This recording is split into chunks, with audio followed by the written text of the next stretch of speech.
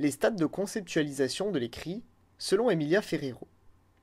Alors, avant de nous plonger dans ces stades de conceptualisation, nous allons nous questionner sur l'apprentissage de l'écriture en maternelle. Alors, il est nécessaire, à cet âge, de faire un travail sur le passage de l'oral à l'écrit, et non pas dans l'autre sens. C'est un travail qui se fera ensuite. Les enfants doivent se questionner sur comment est-ce qu'on code l'oral. Alors, Emilia Ferrero, née à Buenos Aires en 1936, a fait une recherche au Mexique, dans son ouvrage Lire, écrire à l'école, comment s'y apprennent-ils? Et la chercheuse a choisi de centrer son analyse sur les processus d'appropriation de la langue écrite par l'enfant dans sa façon de concevoir le système d'écriture. Alors, cette vidéo sera basée sur ces recherches, mais aussi sur un document académique que je vous joins en description. Alors, le premier stade, autour de 4 ans, qui est un stade présyllabique, se divise en 2 niveaux. Le premier niveau, l'enfant ne considère pas l'écriture comme étant liée aux aspects sonores de la parole, mais comme pouvant être liée à certaines propriétés de l'objet. Par exemple, si je dois écrire éléphant, vu que c'est gros un éléphant, je vais l'écrire en gros, ou avec beaucoup de lettres. La lecture est toujours globale, les enfants établissent une correspondance d'un tout sonore avec un tout graphique. Quant au second niveau, du stade présyllabique, l'enfant utilise des lettres différentes pour chaque mot, change l'ordre de celles qu'il connaît. Donc s'il connaît le S et le O, il va les mettre à la suite, les inverser, etc. Donc là j'ai un petit exemple. Donc l'enseignant a demandé d'écrire à l'enfant chat, ballon, cinéma, orangina. Donc il est impossible de reconnaître là si ces mots ont été écrits. Donc on voit qu'il y a une connaissance de certaines lettres qui sont mises dans un ordre plutôt aléatoire.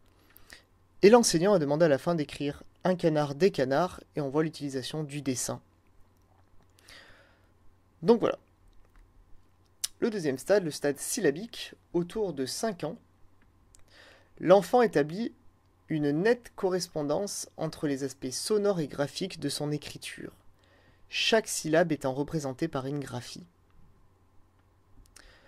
Alors là, on reconnaît à la première ligne que l'enfant a essayé d'écrire chat. Ballon, on pourrait reconnaître le A et le O. Cinéma, donc là il a trouvé que 2 syllabes, il en a raté une, mais on voit qu'il y a quand même le I et le A. Pour orangina, on a le O, le I et le A, donc c'est très bien. Et à la fin, l'enseignant a demandé d'écrire le chat aime le lait. Donc on peut voir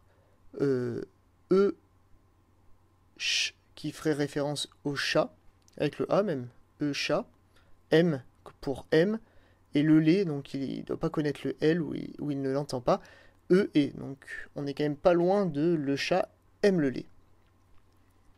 Le troisième stade, le stade syllabico-alphabétique, de 5 à 6 ans, c'est une analyse plus poussée du mot. Il est alors analysé en termes de syllabes et de phonèmes.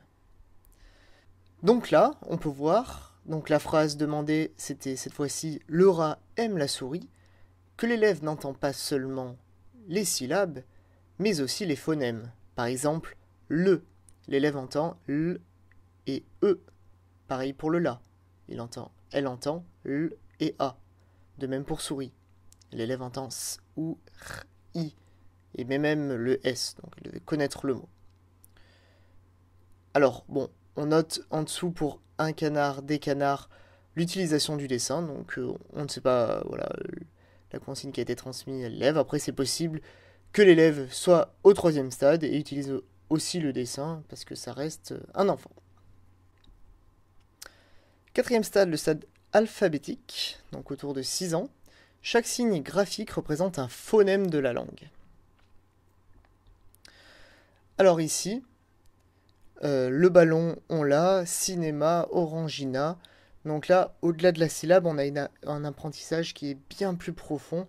Chaque phonème essaye d'être codé. L'enfant a une écoute bien plus aboutie. Le rat aime la souris. Une poule et un poussin. Voilà, on a tout. Donc on pourrait ajouter un stade en France, un stade qui serait plus orthographique, parce que là on voit qu'on ne fait pas encore attention à l'orthographe, donc qui n'est pas nécessaire hein, dans le processus, mais qui serait peut-être un aboutissement en France.